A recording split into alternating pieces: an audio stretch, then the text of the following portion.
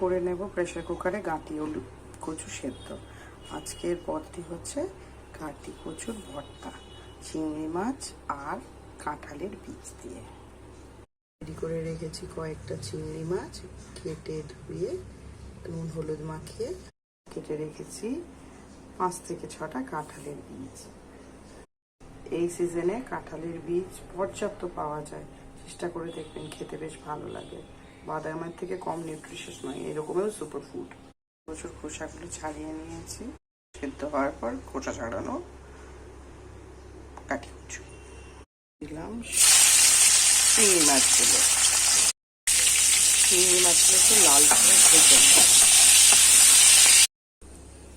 দিয়ে দেবো 2টো শুকনো লঙ্কা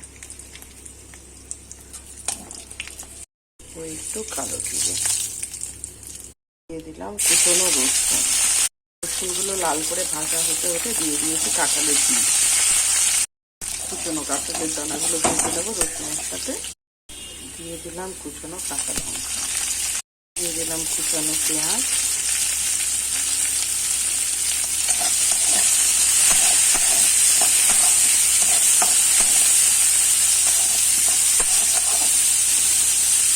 রঙের জন্য একটু দিয়ে দিলাম হলুদ গুঁড়ো। কচুর রংটা তো ঠিক আলুর মতো নয়, একটু কালচে রঙের, একটু রং দিলে ভালো, মানে একটু রং হলে ভালো লাগে। এবার দিয়ে দিলাম ভেজে রাখা চিংড়ি মাছগুলো।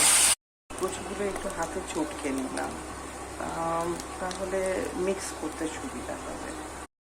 এবার কচু যেটা চটকে নিয়েছিলাম সেটা দিয়ে দিলাম ভাজা পেঁয়াজ, চিংড়ি মাছ আর কাঁঠাল দানার সাথে।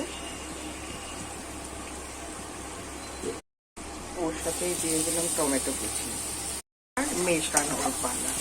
যত ভালো মেশাবেন তত ভালো টেস্ট।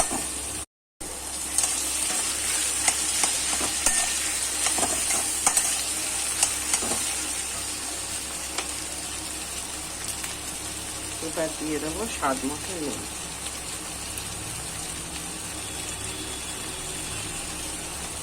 দিয়ে দিলাম অল্প একটু চিনি।